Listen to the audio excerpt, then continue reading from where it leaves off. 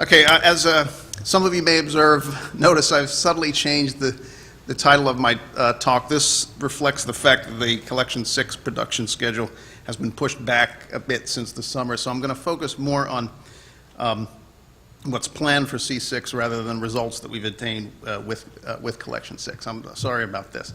And just as background for any of you that may not be familiar with MODIS fire products, I'm going to talk about, we have active fire products, which basically flag pixels that contain actively burning fires. Those are portrayed by the red dots shown here in an image showing deforestation fires in Bolivia and Brazil. And also we map the cumulative area burned along with the estimate of the date of that burn after the fire's over. So I'm going to talk about both today.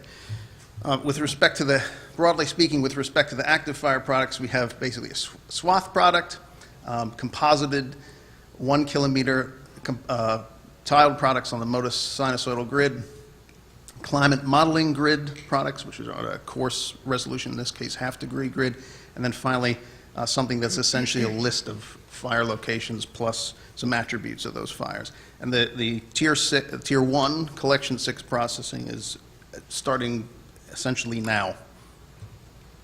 Okay, what are some of the refinements in collection 6? Well, we made some improvements to the cloud masking we use, and we've extended the processing to oceans and other large water bodies. This is to detect offshore gas flaring. If I toggle between the two images, 5 and 6, you can obviously see that we now process water. There's some subtle differences, or not so subtle, at the cloud mask as well. We've also reduced false alarms in the Amazon caused by small forest clearings. Basically, what happens here, if you have a clearing in the forest, and it's the right size, because this is a contextual algorithm, a spatially contextual algorithm we use, the clearing will often be warmer and darker than the surrounding canopy, and we can pick this up. It can look like a small fire to the algorithm. And here I have some images of Astro Scenes. Wilfred Schroeder did this work. And superimposed with the approximate edges of the 1 kilometer MODIS fire pixels. The Astro resolution is 30 meters. And here are clearings. The brown spots are clearings. It's difficult to see, but there are 2 false fire pixels, the red squares, on top of the clearings. And for C6, those have gone. The problem's not completely gone, but it's been reduced by about 2/3. Okay, we also now dynamically adjust certain potential fire thresholds that are used to quickly identify obvious non-fire pixels. This allows us to detect smaller fires. And then I have a figure, but in the interest of time, I'm just going to skip over that. It basically shows they are adjusted dynamically. We also now have adopted the Worcester et al. Fire radiative power retrieval instead of using the original fully empirical approach that Yoram Kaufman developed some time ago. The advantage with Martin's method is that it's much easier to port this across different sensors in a consistent manner, and that's exactly what we are going to be doing. So here's a comparison. This is collection 5 FRP on the horizontal axis for a subset of fire pixels detected by both versions, by each version of the algorithm, and here's collection 6. And you can see that at low to moderate radiative power levels, the C6 values are lower, consistently lower. And what's difficult to see, though, is actually at the very high end, the C6 is consistently slightly higher. All right, we also have refinements at the higher level products. There's a new type attribute in that fire location product I mentioned. Allows users to distinguish between vegetation fires, which is usually what they're mostly interested in, what we're mostly interested in, and other static sources such as industrial sites and active volcanoes. And then there's also some new layers added to in the CMG product, which actually I forgot to mention. Let me go back. We've increased the spatial resolution to, or decreased the grid size to 1/4 degree for CMG product, and added some new layers. Here's one of them. This is actually a mean of a monthly layer that would be in the product. This is the fire persistence, basically a measure of how long a fire persists in the same spot. And you can see there's some interesting differences in deforestation fires in Brazil and compared to savanna fires in Africa. where the fire spread much more quickly. One of the applications of this kind of information is to help track changes in fire regimes over time.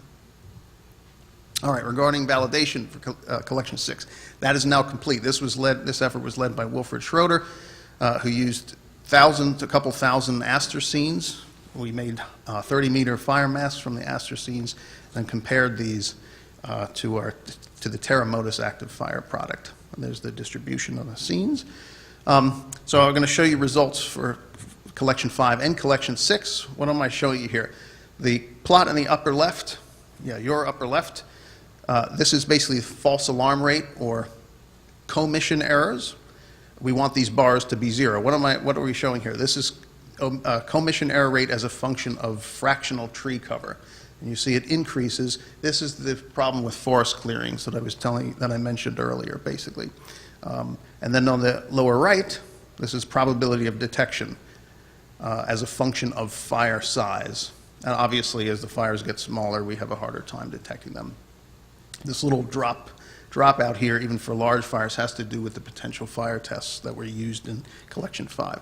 For collection 6, if I flip between these two, we see the commission error rate has dropped, and the probability of detection has largely stayed the same, but it has gone up a bit where we wanted it to, up at the high end. There's a little bit more variability here as well because we have the sample size is much smaller up here than it is down here. So this was a good sign that at least our rejection test was doing what we intended for it to do. Okay, I'm going to switch hats now, speaking in reference to the MODIS burned area products. There are actually two, MCD 45, you'll hear me mention MCD 64. These are both monthly products, although they map burning to the nearest day at 500-meter spatial resolution. Production of the burned area products will start with what's called Tier 2 of Collection 6, which will start in approximately 1 year. All right, regarding the two different products and two different algorithms, you can see there's a variety of differences. Probably the most noticeable is that one does not use active fire data at all, and the other does use active fire data. They have some different sensitivities. 45 can be more sensitive to smaller fires, whereas 64 tends to be a little bit more robust to the various sorts of problems you're running with real data. I like to summarize this with this kind of goofy figure. 45 is like a koala bear. It's very cute and sensitive and nice, but it has a very strict diet of eucalyptus, or in other words, very clean, pristine data. You don't want to have cloud or aerosol contamination. 64, on the other hand, is more like an ugly goat, which will eat pretty much any garbage. It can handle the cloud and aerosol contamination a bit more readily and goes along its merry way. So the idea for Collection 6, we're working on this now, is to merge these two things into some interesting beast with an emphasis on capturing the small burns that are missed in the Collection 5 burned area products. All right, what about validation? This is being led by Luigi Boschetti.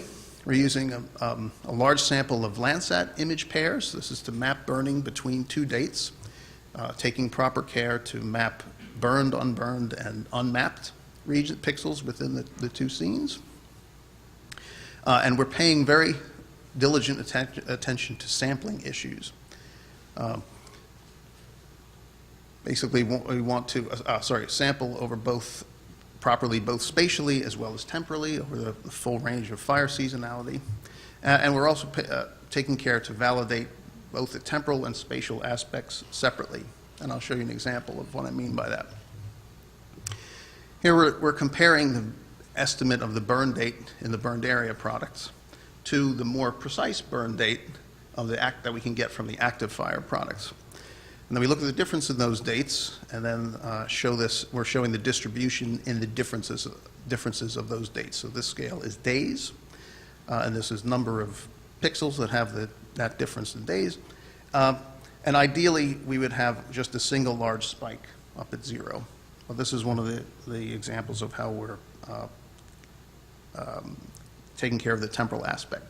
And now, believe it or not, I'm on my last slide. When I practiced this talk, it was 10 minutes. I've come in 2 minutes early. So now, for the remainder of my time, I will hypnotize you with this nice animation of fire activity over the past 15 years. So if you have any questions, I'm happy to take them.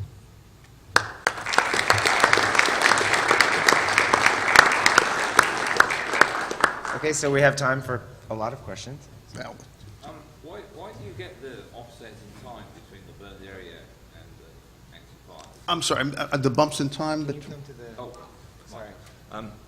Why do you get the offset in time that you showed on the previous slide between fire from the burned area and from the active fire product? okay, well, one example, there could be things in the way that, like a cloud, that we have to throw out an observation for the burned area time series. We use a time series for burned area. The active fire data is an instantaneous observation. The other thing, even on the day that the fire actually occurs, there's often leakage of the emissive signal into the shortwave infrared. So for active fire, we mainly look at the middle infrared. But for large fires, there can be emissive black body radiation that leaks into the shortwave infrared. And that will confound and confuse the reflectance, the shortwave infrared reflectances that we use. So we have to throw out the data from the day the fire actually occurs. We can't use all of it. Aerosol can get in the way, which the middle infrared can see right through. So we're not using exactly the same data for the two algorithms. Any other questions? Yeah. Can you come to the microphone? Because it's... Sorry. Or yell very loudly, Ed. I can. Louis, I just wanted to know if you had any sound bites on the regional impacts of the collective 5 to 6 changes in the active fire product. Yeah, if you're looking at forested areas in the Amazon, expect significant changes. That's what I would say. That's where the biggest difference you'll see because of the rejection test. Thank you. You're welcome, and thank you, Ed. Any other questions?